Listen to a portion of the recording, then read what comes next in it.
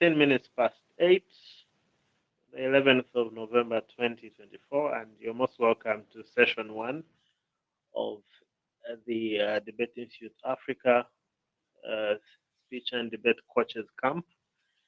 And I hope is that the time you're going to spend doing these 6 sessions will enrich your perspectives about debate and public speaking coaching in such a way that you're able to make your contribution to the community in which you are living. So, my name is Joseph, and I will be taking you through this session.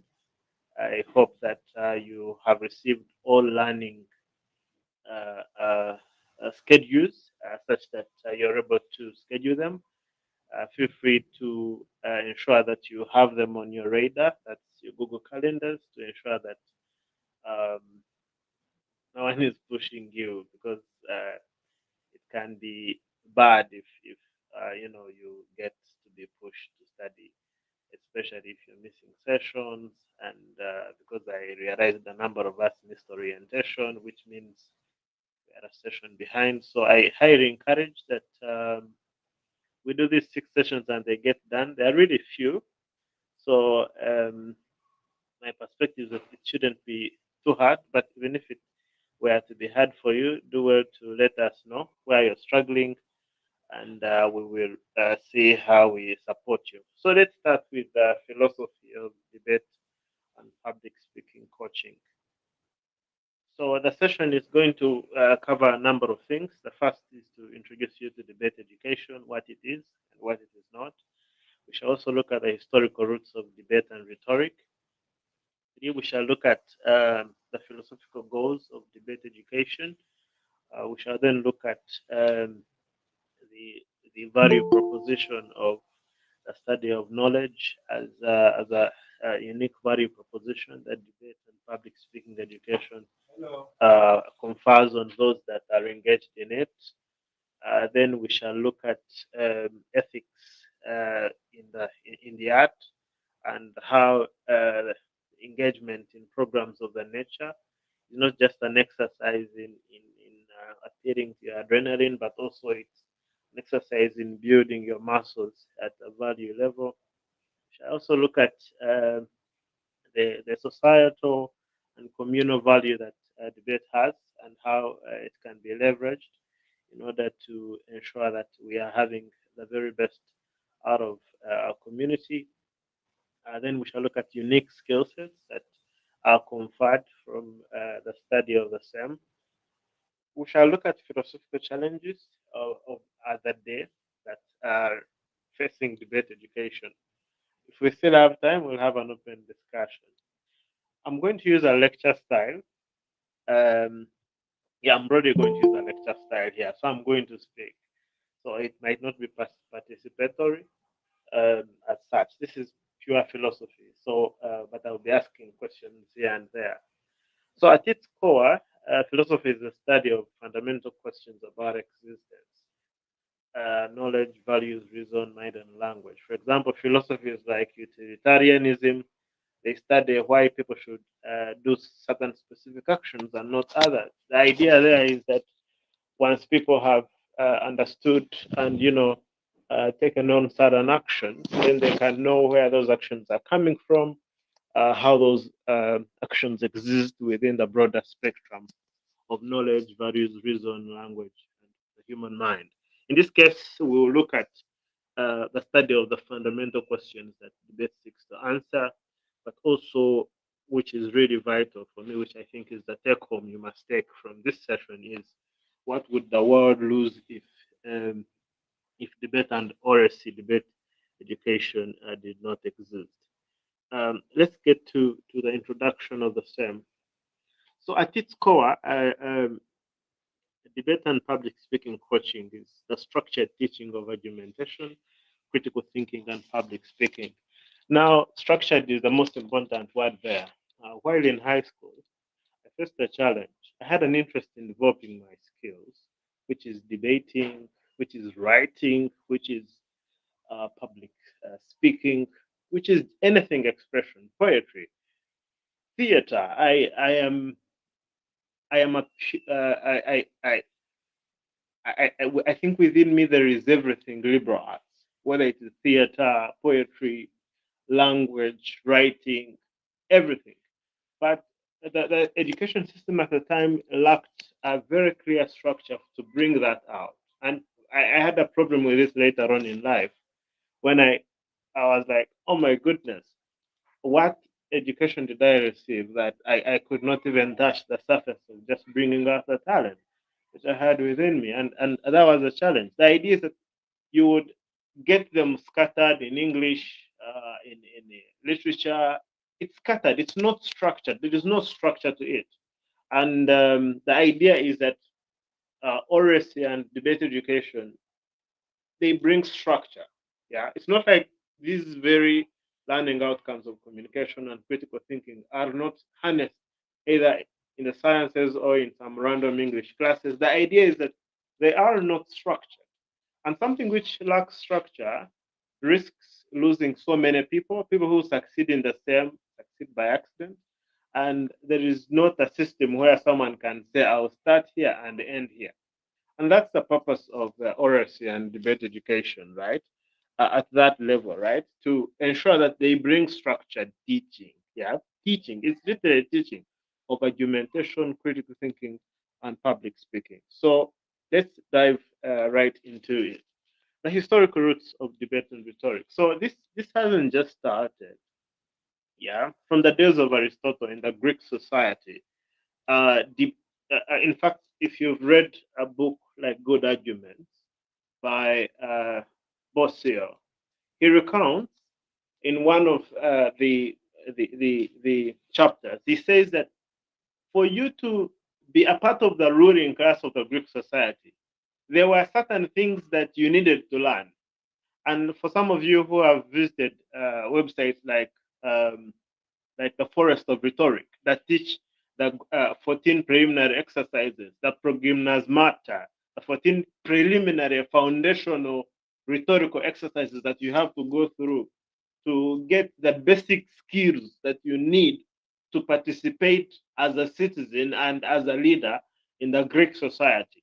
So, at its core, the instruction in rhetoric, in debating, in engaging as a citizen, were not things which were particularly the preserve of everybody. They had to be earned. These days, of course, being born into any country qualifies you to be a citizen. But in those societies, you had to earn it. And part of earning it were ensuring you are well studied in these arts. And if you, I think that extends to a lot of literature. Is a lot of literature from the Greek society that has been translated for the modern day. And as we all know, the very art of governing society stems from the Greek society, the one which every country around the world worships, because it's those very foundations that form society and break other theories that lead men to be slaves rather than to be free men. Because without the ability to speak for yourself, to argue out your position, you only but become an animal who wants people to respect what you say, not because it's rational, but because you want it so. So it kind of qualifies authoritarianism. Debate, and which is the foundation of our democracy, the entire Western civilization, which by extension becomes African civilization because we inherited that nation state concept, is that debate is at the root. Without debate, good debate, societies end up being run by people who drive them to hell. And you end up having emotional policies, you end up having good people not participate in public discourse because the rhetoric is not rooted in these very specific foundations. So it's important to know that debate and rhetoric are foundational to building of society. But then, secondly, there are certain truths that are very vital, and some truth you discover for yourself as you go on in life. But In order to discover truth, you need to be able to question. Yeah, because it is questions that lead you to the truth. Let me give us an example. So let's say there is a problem with, let's say, a relationship. Questions, let's say you start to ask leading questions like, okay, so what's the intention of this? So it leads you to understand the other person and understand the truth from where they are coming. And that can enable you to make a decision. I don't want to enter questions on religion, but the idea is that truth, if let's say truth is at the end of the tunnel, what makes you to get to that truth is through critical inquiry. And for some of you who do a lot of research, you could already know that you have to have research questions that are leading you to a specific hypothetical conclusion. You can't just research from an abstract. Even if you're doing just desk reviews, you would want to start with questions.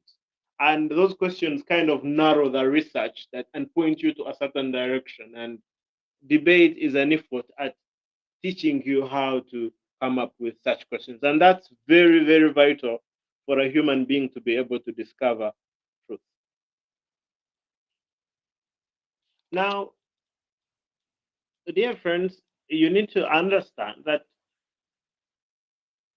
debate and oracy as as as learning outcomes have an intrinsic purpose. Yeah. For example, within debating, there are so many skills that come out of that. Yeah. For example, and I want you to reflect together as a coach here, within debating, how many skills exist? Because the ones you see on the screen are so many, right? There are really so many. Yeah. For example, I have noticed intellectual humility here, open mindedness, respect for differing views. And part of the assignment I'm going to give us is for you to pick out just one skill that either oracy or debate education confers, and you just write an essay on why that skill matters for human society. Yeah, whether it is why intellectual humility is important, why open-mindedness is important, because these are the skills we are seeking to impart. For goodness' sake, in, we're not just coaching students to win competitions and feel nice after having a Chinese medal on their chest. For goodness' sake, no. There's a broader goal here, right? Which is the impartation of critical skills that a citizen needs to participate in the development of their own civilization. So that's something I want you to think about. Yeah, think about it, Leonard. I see Xavier here as well. I see Ronald Muramira. I see Ronald Musa here. Think about it, right? What is it that is special about what we are doing? Yeah, because it's vital that we understand it inherently, right? And why do these skills matter? Why do they matter, right? Why? Why is it important to develop reasoning skills, right? Why is it important to have an ethical understanding of actions? Yeah. Why is the pursuit of truth important? Yeah. Why is the respect for differing views? So I would like you to pick something. I would like you to write like a 500-word essay on why these skills matter, right? And these virtues that debate and oracy education teach um, are very vital. They are essential for establishing any specific nation. Even if human beings left and went to another planet, these skills would still be at the heart of human civilization there. So whether it's in Uganda or anywhere, where are these skills important? Now let's get to knowledge. So epistemology really is the study of knowledge, and it's it's it's very very important to understand that, and this is a problem I've had with most debate coaches. They overfocus on let's say impromptu motions. Yeah. And there's a problem with that. Yeah. When you focus on impromptu motions a lot, you forget that debate is a means by which students interact with knowledge. Yeah. So when let's say you're having a competition and it's purely impromptu, fine, you're going to get the very benefit of students, getting the ability to think on their feet, which is, I think, a good thing. But that's not all to do with debate education. Yeah, there is also the accumulation of knowledge about different subjects, and that's why competitions like World Scholars Cup, even when they look like they are extreme versions of competitions, they are vital. They produce knowledge manuals. Those knowledge manuals are deep. The moment someone engages in a World Scholars experience and is deeply rooted into it, they're going to come out and they have a lot of information. Yeah. And that information is not going to leave them. It's a competition I was preparing for. I think while I think that was like a first nationals I did at university. It was on refugees. I did a lot of research on refugees. A lot of research. I could give like a 5-hour lecture on just refugees. Yeah. So the idea is that knowledge is a very firm foundation for someone to engage in reasoned argument in civilized society. And debating and public speaking enables people to challenge themselves to seek knowledge. Ordinarily, they wouldn't seek such knowledge because it's boring, honestly, to just go there and you're researching about democracy. Guys, sometimes it is boring. Okay, there are people who like it, like Savior, but not everyone likes it. But if you know you have a competition and there's a motion which involves you understanding democratic ideas, you're going to make research. Yeah. Now I know there are coaches that do research for students and perhaps pass them with so much, but the broader goal here is knowledge accumulation, right? And there's chat GPT now, it's even more weird. But we have to remember that there is a goal here, which is knowledge accumulation. And that knowledge is very, very vital, whether it is in students developing their own matter files, whether it is coaches and students collaboratively building information.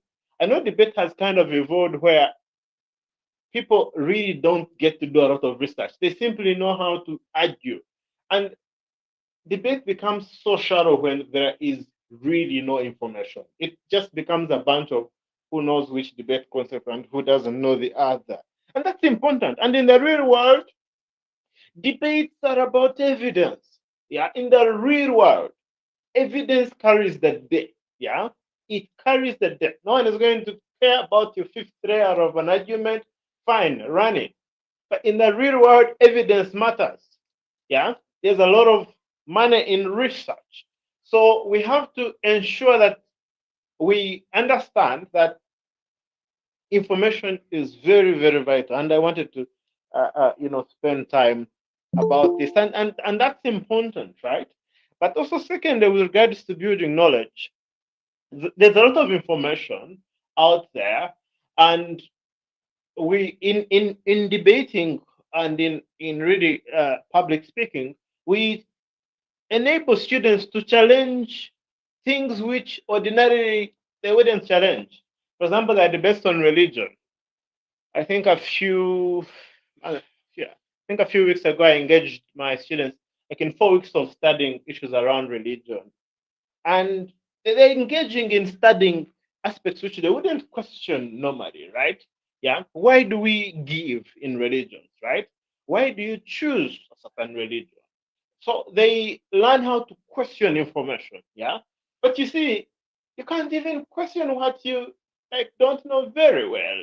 That's why accumulating information is vital. I'm gonna keep saying this, but the idea is that debate education is a means by which people accumulate information from various fields. I remember in the early days of the now defunct Rangers Union, there was a very hilarious quote, which was that debate is going to make you to wake up in America, and then you have breakfast in Canada, and then you have probably some brunch in the Middle East, and then you're going to have some brunch lunch in religion, then you'll have in culture, then you'll have on minorities in the evening. Then at midnight, you're probably going to discuss what? Corruption. Yeah. By engaging various types of, you know, motions and stuff, we are able to enable people to accumulate information. That's both for public speaking and debating. So at the end of the day, no one would be there and they're just researching these things. They're like, me today, I'm researching about climate change. But because they're going to a competition, they're going to accumulate knowledge on the step. That's why I prepared Rounds are important, away from them saving time in a competition. They are very vital. And the idea of sharing material, and that's where you can mix in things like SC, you can mix in knowledge accumulation sessions, creation of modifiers, and the like. I was quite passionate on this, not like the others. Okay, the others, I also am passionate. But the idea, I just wanted to make quite a lot of of of of of of, of, of emphasis on this because I think it's important that it is understood. Then let's get to the ethics that come with this. So there are fundamental ethics, really, that debate teaches, and we all know them broadly. So the idea is that you're not just focusing on winning the trophy. You want to ensure these people learn how to respect each other. Yeah, for example, I think I was having a conversation with Sevia. There were some seniors on our team, and they were disrespecting someone who had just come to their team. And so we had to teach them a lesson the hard way. Yeah, a very crucial life lesson that everyone matters. And simply because you think you're brilliant does not mean that you are. You could have been brilliant yesterday, but in a moment you could be as stupid as you can get. So we still enable these students to understand these very virtues. Now, but it's also very important to understand that you cannot convey these virtues if you are not a paragon of these virtues. So as a coach, you have to ensure you live these values because it's very hard to preach, preach what? Preach water, and then for in the evening you drink wine. It doesn't work that way. So you have to really be these values you want to pass on, values like teamwork, values like listening to each other, values like respect for other people's opinions, values like generating common ground rather than you seeking a hyperbolic version of an extreme polarized idea which you must pursue for God and country, that kind of thing. So it it's vital that you understand that it matters that you know the values you are imparting. That way, there are several scenarios that you build up within your learning program to ensure that these various skills are imputed. And I was talking to a patron recently about a year ago. They were like, I've seen this thing. After people get a few medals on themselves, they start acting like they have gone to the moon. And they no longer want to receive. They feel like they are what? Above the head teacher in school. Exactly. We need to be able, and again, this goes back to what I covered before. Debate also teaches intellectual humility. Yeah. So, yeah. Now you see what you're supposed to do. Yeah. So it's vital that we don't just stop at ensuring people are excellent. They must not just be excellent in speech. They must have excellent virtues because virtues are vital. For those of you who know the rhetorical triangle, which covers ethos, pathos, and logos, ethos is important. You can be a very good speaker with very good evidence, but if you have a very, very wanting character, people will not listen to you. Yeah. So that's why it's important for us to know that even when people have received very good education that has good skills, their character can throw them out of the box. That's why these skills are important. They are like a shield to the very art we are trying to teach. So that foundation is important, yeah, that we keep students in check, right? Because if we don't, that becomes a problem. You are creating a monster, yeah. You are feeding a monster, and it will eat you up at the end of the day. I can assure you. I can assure you. And there are other broader impacts around ethics, really, around an ethical debate, right? And I think these are covered widely in Debate Institute Africa's manual on fallacies. You can explore that. You can ask anyone, but just go to Debate Institute Africa, .com. Just go to resources, type logical fallacies. You will see it. Again, these virtues are important, but just forget anything. You have to be a paragon of these virtues before you transfer them. And if you want a lesson on how people can be disciplined, I advise you talk to Xavier. It looks he has quite an experience with that, right? Okay. So let's now get into the role of debate in constructing democratic human society. That is in civic education. Let me give us a story. When you people, if life is hard, I think I was I must have been first year at campus, and it was the first time I'm hearing about uh, like good information on what democracy is. Right? It was like the first time. What is democracy? Just that. I don't even want to go to complicated topics like supply and demand, like human rights, simple things like your rights and responsibilities as a citizen, simple things like how do you engage with people with different opinions, such that when people speak to you, your nerves don't, when people disagree with you, you don't lose your head. They're simply disagreeing. Yeah. How do you negotiate simple things like what is dictatorship, what are the types of it, simple things like, you know, checks and balances, accountability. Remember, there's a debate I went to. The debate was on youth quotas. My teammate told me these youth quotas are quotas that are political, which is that youth are given 20%. I told them, you're lying. Are you serious? No. The quotas the motion is talking about are quotas that are financial, that the youth must receive a quota, like the retro quota. Those of you know local language. Give me a quota of GNAT. Like a quota. A quota is only meaningful things in the financial sense. So basic civic education literacy, yeah, very, very important because as you engage people in debate, you give them motions on democracy, they learn democratic principles, you give them motions. Again, they need to prepare for them, otherwise, they will come and debate things and they will not run from them. That's why prepared motions become important. Give them a motion, tell them to research.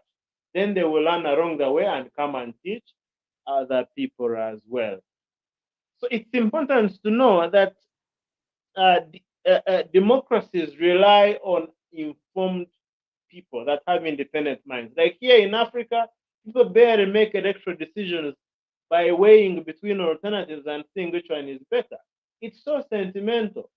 Probably it has cost us more than we have gained because people lack basic civic education, and this is important, right? To teach people that you don't have to win all the time, that you can lose. You know, the best teaches you that you can actually lose, that you can lose, that you can actually lose, however good you are, teaching you how to constructively disagree. And those are very critical democratic ideas to learn how to disagree. Yeah, not go to parliament and lift chairs. How can you disagree constructively? How can you make your argument without letting the other opponent feel less of themselves? They feel like you're actually adding something to them, right? How do you deliberate about things that are contentious and you reach a common ground? And that's very vital. And this is where I have a problem with, for example, people who go to schools and they say, you are a typical first speaker. I'm like, get serious. Come on, this is the kid who is in senior one. You're telling them that I'm going to do fast speech. Are you serious? Each speaker role carries certain education, education learning outcomes. You're a first speaker, you're going to learn how to speak on your feet. You're going to learn how to come up with a speech very quickly. And that's important. How to start the ground, right? How to be the first to speak in a house and the house shakes, right? Second, speech teaches you how to be a bit militant in your approach, how to engage, right? Mostly in rebuttal and how to defend your side. Third, speech teaches you how to, allow people to look through different options and make a decision. And you find people who are saying, you are a fast speaker. No, let people learn through various speaker roles. It's fine in competitions they can specialize, but don't be like you. Before you were born, God said you should be a fast speaker. You would be killing them. Remember, by them, I know even those who say you are only a public speaker. Come on. Hmm? Are you trying to say they don't need any of the learning outcomes that are in debate? Yeah. So it's important to ensure you deliver the full buffet of the skill. right? And that's very, very, very vital. And I think, not that I think, Xavier is taking a team to the World Individual Public Speaking and Debating Championship. In fact, it's compulsory for, I don't know if I don't think it's compulsory, but the idea is that there is still debate in the World Individual Public Speaking and Debating Championship. So you can't say, I've left debate for the other people. And also debate that say public speaking is not mine, guys. No, the broader goal here is skill impartation, and these skills are very, very, very, very, very, very vital. All right. Things like dialogue are important in order to advance a world that has peace. And dialogue is an effort in knowing that you're not always right. You need to listen to your opponent. You need to generate middle ground and compromise. Good compromise, of course. And that's very, very, very important. Lastly, debate teaches problem solving skills. You know, every debate is solving a problem. Yeah.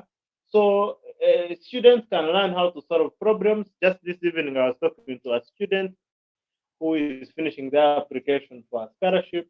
And as part of the debate skills they learned, they started some climate change projects. They started some projects to profile minorities.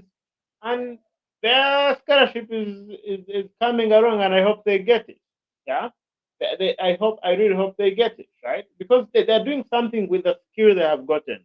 So debate also gives you skills in design thinking, designing thought, challenging the status quo, which is really the foundation of innovation. And as a responsible citizen, you learn how to create change and how to encourage responsible citizenship. And this is vital and I think as part of the measuring change, your impact as a coach, they will cover a bit of this, right? How do you ensure that your students use the skills they have gotten to now create change either for themselves or for the communities in which they are living in? I think that's the next step. Like, it cannot be that the end of debating is when you win a national competition. Guys, no. We all know winning is sometimes by accident, right? Or because the judge loved you in that moment, or because you were lucky you got your favorite motion. Yeah.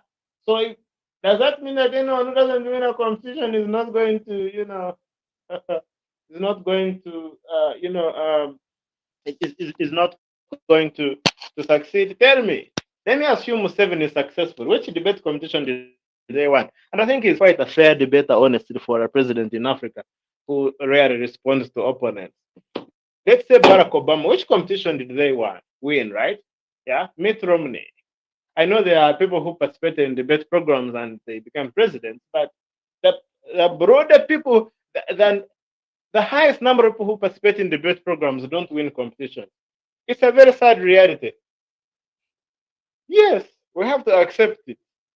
So, are we concentrating on only those who win, or are we ensuring that the competitions are simply a way through which we impart these skills? And I'm going to make a comment just broadly about that in a moment. So again, these are very critical skills. You look at them in the slides, and these are very, very vital. And they can be as simple as getting your confidence, learning how to speak on your feet, learning how to research, learning how to look, have the guts to just disagree and say out your mind. It doesn't have to be winning a competition for the record. It could be something as simple as learning that pride is a bad thing. For example, the lesson which Savior taught those guys will live with them up when they die. And that's vital. They learned it from a debate program. I wanted to focus a bit on this as we come to the evening of this. So it's critical that we understand that debate and oracy education, mostly around the world, it is structured around the competition model. So you teach toward the competition rather than teaching just because there's like no UNEB for like speech. So like our UNEB is competitions, yeah. But the whole idea is the idea of gamification of learning, right? So there is a skill that we want to impart in people, and we're using gamification, which is a competition model, to impart these specific learning outcomes. That's the idea. The idea is that children, generally people under 18, they are playful and they thrive more in competitive environments. Whereas people who are above 18, competition is not so much. They are more collaborative. They want to know the inherent impact of something. For example, telling a child, be a debater, it will give you a skill to be a president. They will tell you you are lying yourself. But perhaps they might understand better. There is a competition. Let's go and win it. Uh, they are likely to understand that better. The other one is a bit harder for them. Just for the record, or telling them there's a scholarship, and this scholarship requires you to participate in clubs. For those of you coach international schools, you know this is very important. People come to clubs because they want that global experience, which they use in writing their scholarship essays and scholarship recommendations, and that's very, very vital. That's very, very vital. So to them, competition is a way of getting something, right? So someone may not even really win a competition, but they may get just what they want. Yeah. There are also those people who really love winning. They have the adrenaline to get out there. It's fine. I think we need to create spaces for them to be as excellent as they can possibly be. But the broader goal is really to use competition as a way of accelerating the acquisition of those specific learning outcomes. So what is a challenge that we are facing at the moment, especially at a philosophical level? Most of the RSC circuit is mostly about competing, right? And for titles and trophies, it's less about the impartation of the skill, and that has eliminated the importance of structure, yeah, structured instruction, yeah, in order to produce those specific outcomes we are seeking. And at the moment, coaches and I think this is by extension, education institutions, they are pressuring coaches to coach for the competition rather than coaching for the impartation of the skill. And this can be quite challenging, especially for you as a coach who is seeking to, get the balance between imparting the skill and, that because there's like a school, I think I coached a few years ago. Yeah, there are people who can't afford competitions, right? Or maybe they will never make it the first debate team of the school, right?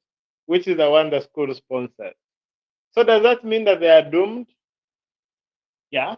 So we have to think about the fact that, like in a single school, it's just like three to five, who normally get the opportunity to compete for the school. Those are just the three. And schools have up to 1,700 students. Yeah, you can imagine. Some schools, okay, international schools, I think are mostly 1,000 or even those which have like 100 students. Those are few. But let's say national school circuit, the broader goal is to impart the skill, yeah, and ensure that someone can have a skill which enables them to, you know, uh, create the change they want to see wherever they want to implement it. And that's very, very vital. So competitions enable us to impart these skills. And I'm going to keep repeating this, right? So of course, we can't eliminate competition. Competition is vital, but we can't also forget that we need to balance competition and the philosophical goals of the truth. That debate has more value than just the how do I call it? Let me say the moment, right? The fun of the moment, the adrenaline of winning and losing. Yeah. Of course, there's a skill you run there, which is that you can win and lose, even if you are good. Yeah. And that if you are bad, you can work towards you getting to the top. That's a very important life skill as well.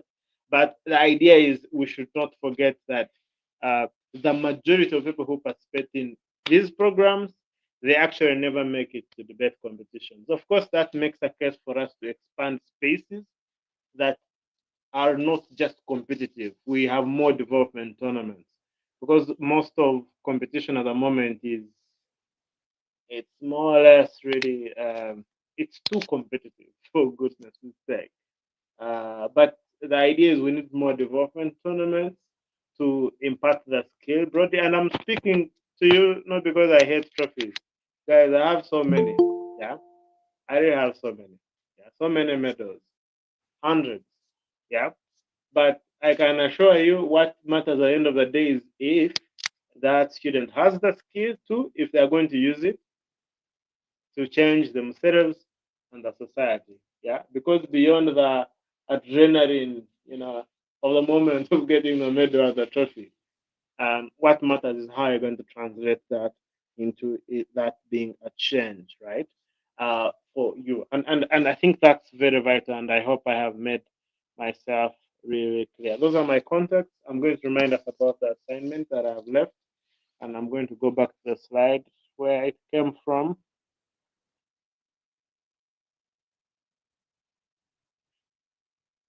Oh yeah, I would like you to pick a skill which RSC or debate education impacts in the learners, and you make a case in 500 words. It's just an essay. You make a case on why that skill is important for human society. Generally, by human society, I mean the human species, right? So pick a skill on that screen or any that you are able to think about and do a 500-word essay. Please submit it before end of week. A bit of administrative announcements. Ensure that you have really scheduled these sessions. We have another session tomorrow, and I hope you can check in with your calendar, ensure that you attend, and make sure you submit the assignment on the email which invited you to come to the academy, the Young Orators Academy email. Thank you so much for attending.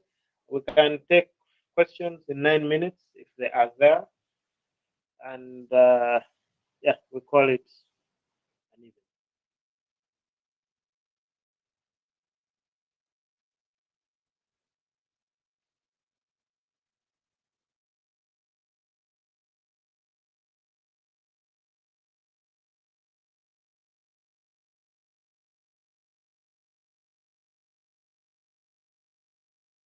The modulus operandi for picking the questions is you just raise up your hand, and yeah, but I see no hand is up, so you can just unmute as well and speak. I don't think there will be any discord, any nature.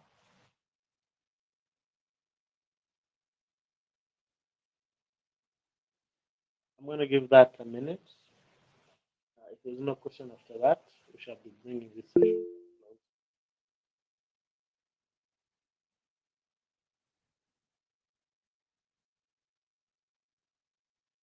I see a question has come up, which is aside from the skills listed.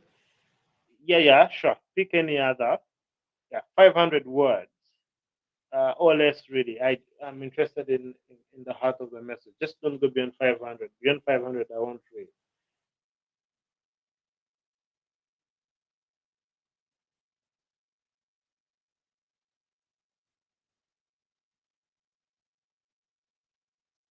Okay, the minute is about to end, and we call this a session.